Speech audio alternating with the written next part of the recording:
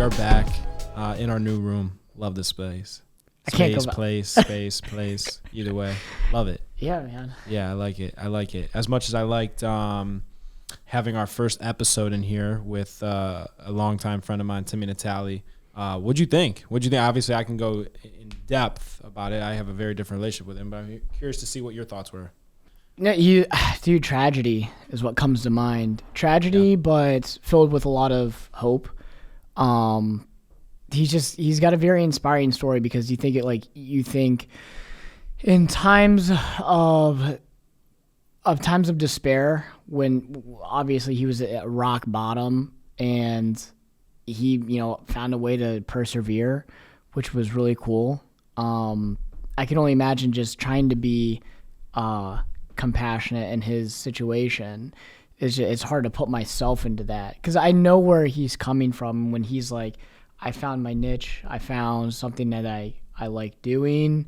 I found my passion. It's the military. I could see myself doing this for the long haul. I'm sure he had those aspirations to climb the ranks and everything. And then all of a sudden, life just smacks him in the face. You know what I mean? And the bottom falls out. Yeah, exactly. Quite literally. Yeah. And then, dude, reality sets in. I mean, he was in a dark place. I mean, it's cool to see, you hear a lot of these other people's stories, and not saying anybody is on a pedestal or anything, but, you surf YouTube and you see a lot of those different inspirational, David Goggins, for example, and you hear his story. Well, this is, he's in our hometown, just in our backyard, and his story is amazing. So it gives me a lot of inspiration, motivation. Yeah. But yeah, obviously you had a very, very different relationship with him. You grew up with, their family, and his dad was very influential on you. And just hearing Timmy talk about his dad, I'm like, dude, Dominic says a lot of these things on the day-to-day. That's where he gets it from, Yeah, he was a very influential individual, and not just my life, but I would argue everybody that was on that team, some have passed since. And he's done how long? He coached how long? 17 years he coached crazy. in CYO. Yeah. Which is what is it, the Catholic Youth Organization or whatever it is, in the Diocese of Cleveland, all the Catholic schools, whatever. So we were at St. Rita Middle School out of Solon, and my seventh grade year is the first time that I don't want to say met them, but when I really met Mister because of the fact, and started getting to know him because I was around them every day in the fall, and then I realized holy crap, we live in the same neighborhood, and we did for some time. So I was just very close with them. And then I ended up going to the same high school that Timmy and his younger brother Dominic did. So Timmy also has a younger brother, Dominic, who is our age, just a grade older.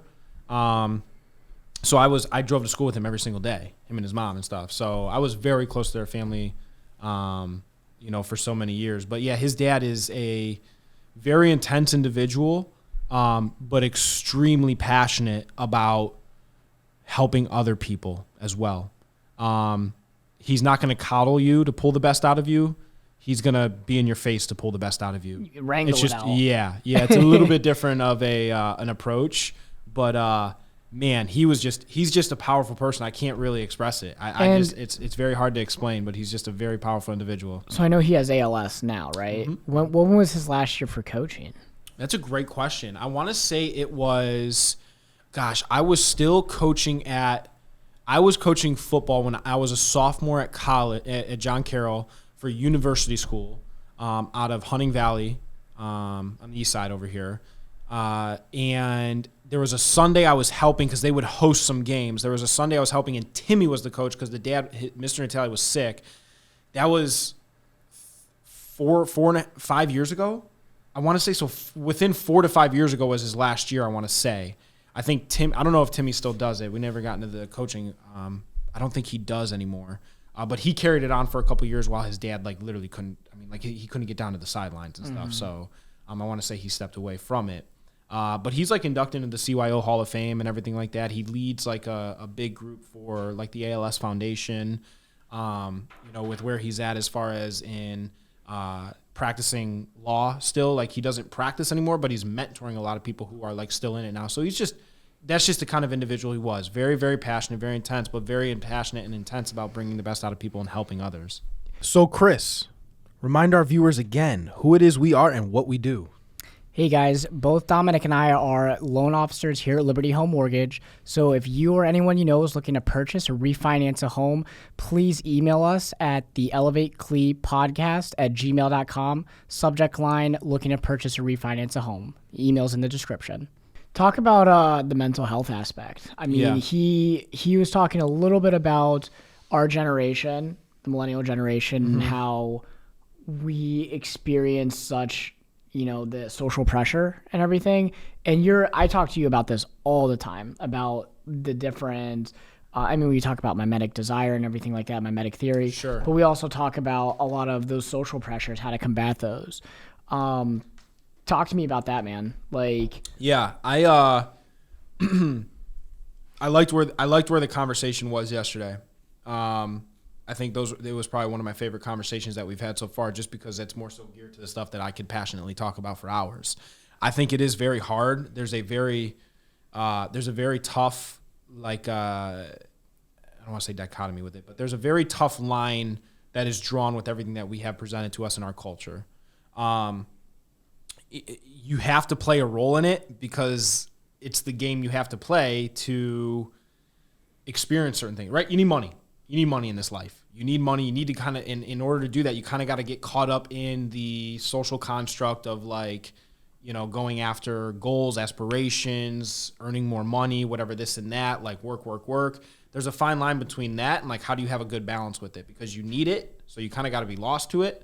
But then you don't want to be if you realize that oh my gosh, this isn't everything that I want. I don't have the desires to go out there and be a multi-millionaire, billionaire, whatever this and that. But I also know that I need money to do certain things in my life, to travel, to see the place I want to see, to eat a certain way, to have a certain lifestyle. Something I think I've been battling with, and it's so funny that we kind of led into that conversation and down that topic. I think Timmy hit it right on the head with how there definitely is the societal constructs that are placed on us, and that can be very hard on people in our generation, because that's all you see. That's a lot of the social media influencers are people you look up to who are driving Lamborghinis and Ferraris that are most likely gurus. They're most likely just rented for that video only. People think they actually own them, and you and I see it firsthand. That majority of people, even the people that we talk to that are making $300,000 plus, the attorneys and the CPAs and the doctors, the physicians, they just finance everything. I mean, they're driving $1,300 a month car payments, right? So by the time you add everything in, you're spending $1,500 to $1,600 a month to drive. They're maxed out on student loan debt that they'll never pay off going to the grave. So to me, it just makes me realize that one, our society, it kind of sucks for people in our age group and for our generation, because that's what they have to look up to, not recognizing that there's actually figures out there. There's one guy, David Metzler, who I've come in touch with, as far as not personally, but just through podcasts and stuff, that I am now clinging to as somebody who is a very, very successful individual in business and building an empire. But his message is, how do you build an empire with leaving your ego out? And also ensuring that you're going about it in a way where you're keeping a healthy balance for yourself and keeping yourself first place. Because it is very easy in our society to get caught up, like Tim was saying, in a lot of things that you don't actually want for yourself, and things that you think are just going to make you happy, when in actuality you come to find that if you do end up accomplishing those things or acquiring it, it doesn't.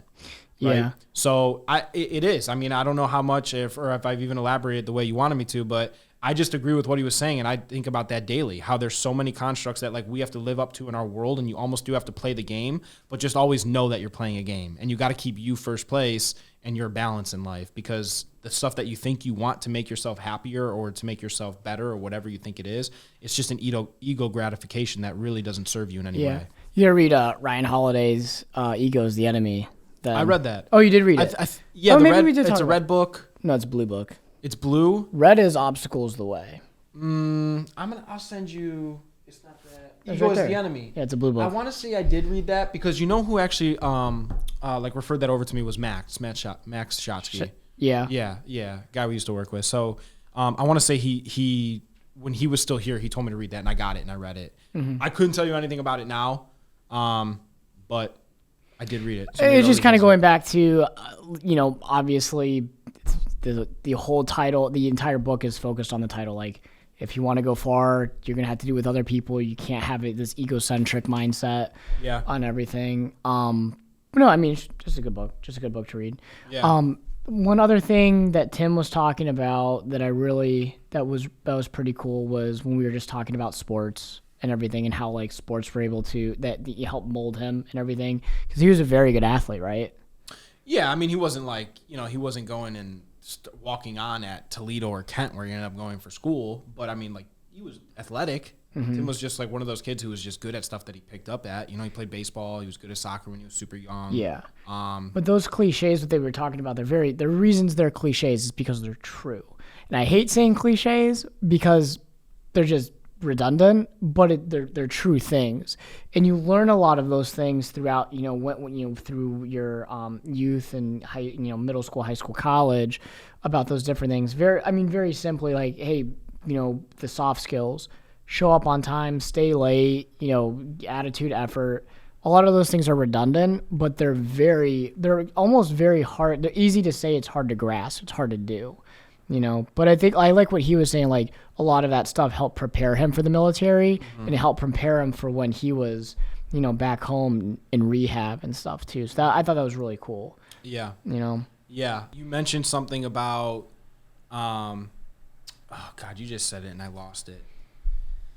It was something he brought up that I wanted to elaborate on. Nonetheless, it'll come to me. But he, there's even when he asked me that, it's so funny because as I was listening to you speak, and then he turned to me and he's like, that's funny. Like, what lessons have you learned throughout sports? Like, again, there were so many things that his dad. I can visually remember very, very firmly in my mind multiple occasions of certain things that stood out to me. Of his dad marching up and down the field shouting certain things, like he would go, he would like somebody would make a great play and he would be running out on the field like, amen, amen, I say to you, like, you are my hero. Dude, that was another thing he did too, man. Like, I can almost cry. Like, I literally could bring tears in my eye on how impactful the man was in my life and has been. He used to, at the end of some practices once a week, he would get us all around, and before we would do, like, it was CYO, so we would do like a closing prayer before practice ended. He asked us, he would be like, in the group of everybody, be like, Chris, who's your hero? And you'd say, and you'd be like, my dad. Why? Well, because he does boom, boom, boom, boom, this and this and that. Dominic, who's your hero? Oh, my hero's Tom Brady, because he just goes out there and he performs every time and he doesn't get caught up in the nonsense. And then he would bring up this thing saying, like, look how each of you has a hero and you all have somebody that you look up to that you rely on. We have to be that for each other. Like, we're a team. And, like, dude, we really, like, kind of like a team where odds that were stacked against us. Like, we ended up going and winning, like, the city championship that year, which, like, looking back, and I know I told you that was my biggest accomplishment. I don't look at things in my life as, like, oh, my God, I accomplished this. This is such a big thing. But it was probably the thing that if I were to say, hey, this is my biggest accomplishment, I would say that still because of how it happened and the person that led us through it. Winning the city championship. Yeah, and now you look back on it, you're like, oh my God, it's 8th grade football. But to us at that time, it was so important. I mean, the man literally got us together after. But the feeling that you had, and the reason I texted that to you was because when you truly felt like the odds were against you and you were like the hero. And I tell this to everybody, like, or I would tell this to everybody who's listening is, think about a time that you felt like you were the underdog, and then you came out the hero, and you were just like, wow, this is amazing. Like, how many times in your life have you felt that, and what did you do to end up getting to that moment? That's you know right. what I mean? And how many times can you repeat that? Yeah. Yeah. And I always think that's just the cool thing. And I love sports. Don't get me wrong. I've been doing sports my entire life, but I don't just want to make it so sporty. Like, they're like at BW that we have the art conservatory, and I would see for like the arts and everything, and it's really funny because a lot of those students that were doing like Broadway musicals and stuff like that, they're maybe not physically strenuous, but they're putting in almost just as much work as we were. And it's tough work. Like the way, obviously, if it's playing a piano or playing the trumpet or whatever you're playing, if you're musically talented, just like it's in sports, it takes a lot of practice. And those same cliches parallel to one another all the time. We just did sports, so it's easy for us to say. So it's easy to say, and I don't ever want to just say like, oh, sports is the end all be all, because no, not at all. Someone who is trying to become multilingual has to put in the same amount of effort to perfect that, just as somebody wants to perfect being a wide receiver.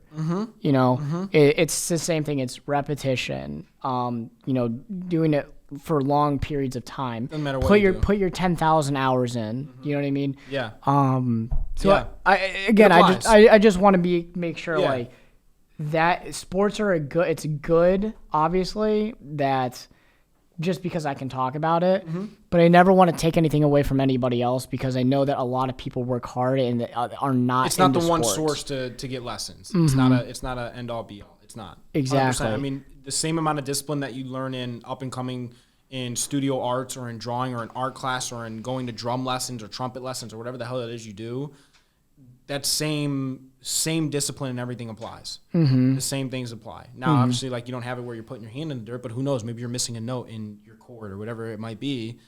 You got to bounce back, right? Bounce back. I mean, there's lessons that apply in every single thing. Yeah, and I it's like practice. You have to be able to practice, and you need obviously you need someone to coach you through it. But again, the same lessons apply. Like you can't be egocentric, thinking, "Hey, I'm really good at the guitar. I can play X, Y, and Z. You know, I'm able to do this, that, the other thing." Well, again, it's like if you're not pushing yourself to do better and practice and do repetition after repetition, eventually other people are going to be better than you and you're just going to falter, right? Just like it is with sports. Like you, obviously, if you are, a wrestler and you're doing your wind sprints, you're lifting, but all of a sudden you think you're the best on the mat, eventually someone's going to catch up to you because you're not going to put as much hard work in, So Yeah, it's interesting. It's very easy, I think, as you go on in life, and that's one thing I think is hard for people to maintain, but I don't think a lot of people are recognizing of what that even is, of the inflated part of yourself that does inflate a little bit more as you acquire more, learn more, do more, see more, earn more. I think there is just like this implicit part of our ego that starts to associate that stuff to what it is our net worth is. That's not necessarily our true value, right? And I found that with myself. It was like, as you make these big paychecks in the mortgage industry, we certainly have the opportunity to do that. There were some times I have to check myself, and it's not like I walk around thinking I'm better than it. Trust me, that's not by any means. I could truly say that about my inner self, that I don't feel that towards any people or about myself. But there were times where I would be like, oh wow, like damn, like making 20 grand a month, making 40 grand a month, like kind of puts me up there. Like I feel cool. Like I'm like some of the, I'd be in the gym and I'm like, I wonder how many of these like 40-plus-year-old men around here make that. And I catch myself being like, dude, like who cares? Yeah. Who really cares?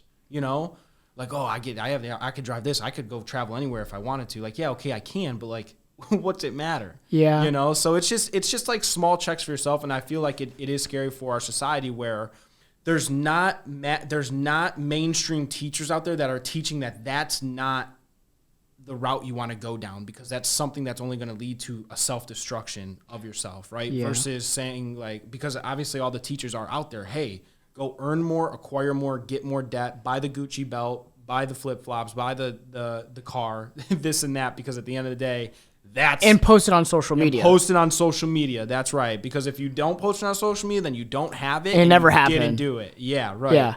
Yeah. Ridiculous. But for me, like I've learned just like it's more of the money aside. I think it's more so like the overall, and I judge a person by their intelligence, and you can say intelligence by anything. Like Tim has a bunch of different experiences, and I think that makes him more of an intelligent person. Whereas, I'm someone out in, the boonies who's only been living in a box their whole entire life. I don't think I don't know. I don't want to be assumptive. They don't have as many experiences as Tim, as he's been to many different countries. He's been able to, learn stuff in the military, obviously like the aviation program he was with. So what do you mean a judge of it? Like I put a pedestal on people who are more intelligent. Okay. I don't put a pedestal on your net worth. Like, dude, you make $1 million a year. Like, I don't. That doesn't mean anything. Cool, to me. but what are your experiences? What do you do? What have you learned? What were your failures? Yeah, you can be an arrogant asshole and you make $5 million a year or a month or a day, and I don't that. Doesn't impress me. I mean, it's certainly like monetarily impressive. Like, I'm glad you're able to do that, but like, what are your perspectives on life? You know, what have you experienced that I haven't experienced? What can you teach me? Yeah. Obviously, other than just making money, like, okay, I could like YouTube that, but what were your experiences? Stuff like that. Sure. I put that stuff on a pedestal. I agree. I agree with you, because at the end of the day, it's the character of an individual. It's not what it is that they have, because there's you know, again, a cliche is like you can't bring it with you when you die, but like that is just an absolute fact. And I don't think we're judged in any fashion as to what it is we even did when we were here.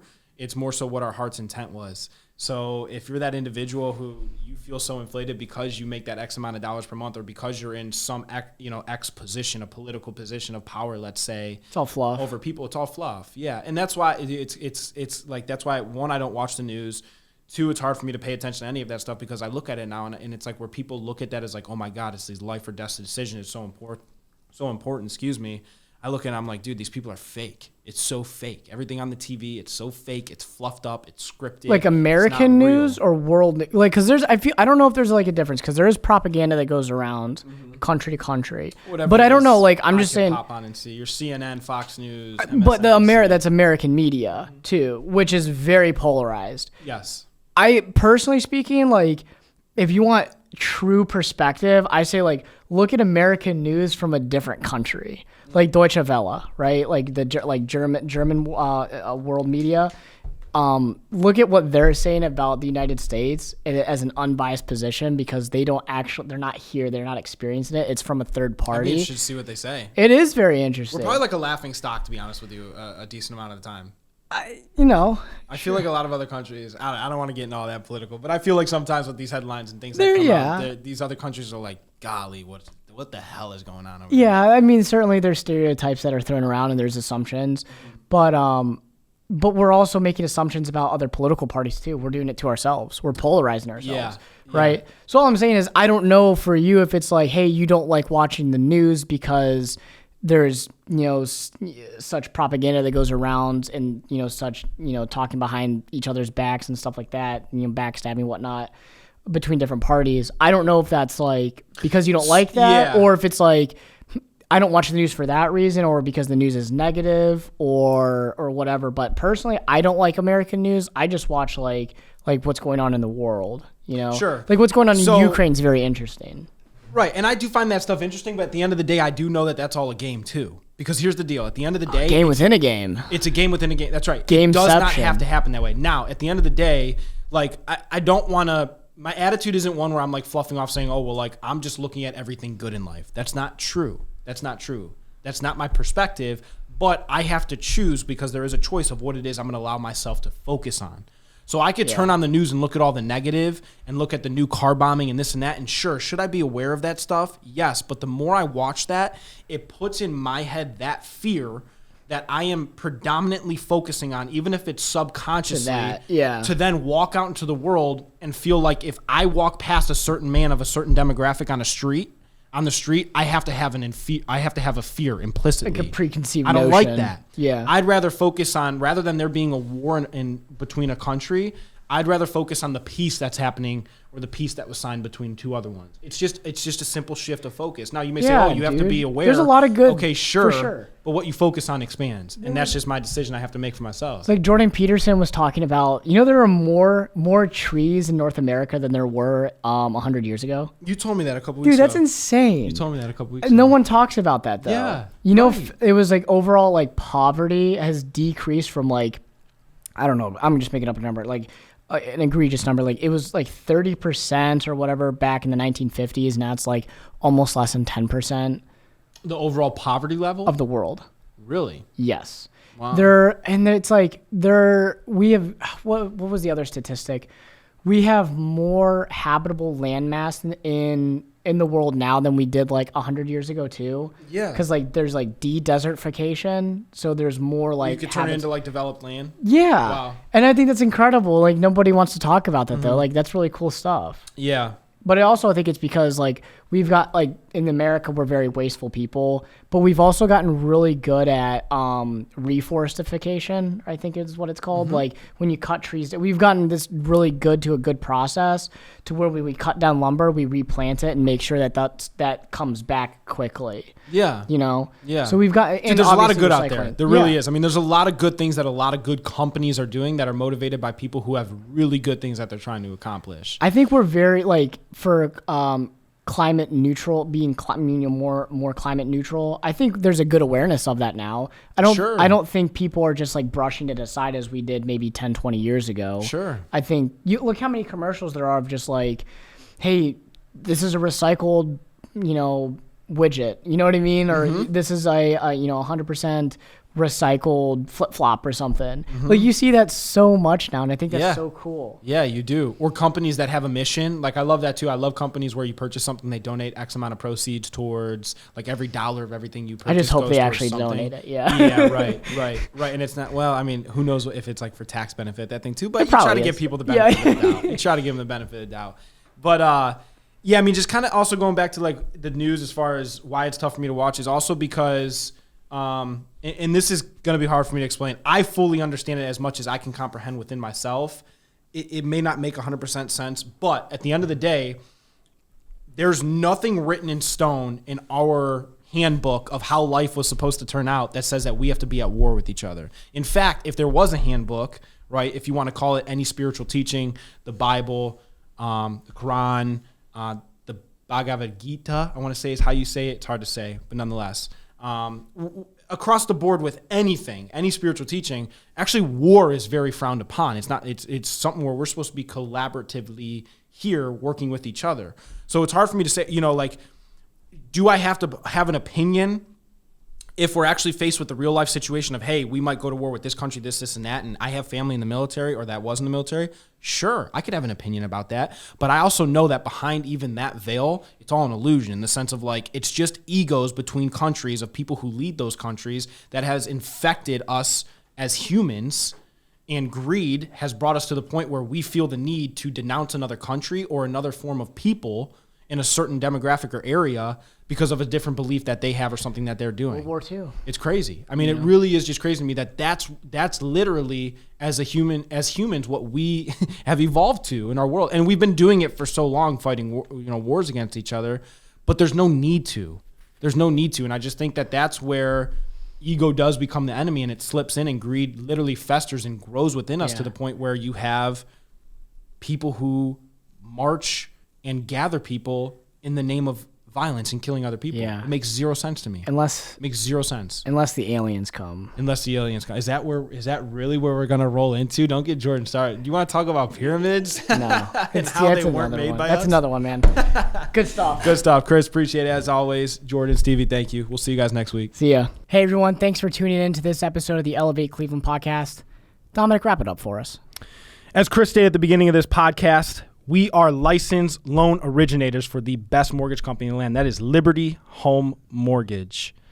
Guys, if you or anybody you know is looking to purchase or refinance a home, doesn't matter if you've done this 1, 10, or 100 times, call us, email us. The email is in the description below. Reach out to that email. In the subject line, put looking to purchase / refinance a home. Whatever it is your goal is, Chris and I will reach out to you within 24 hours, and we look forward to helping you with whatever it is your specific home goal is. Thank you.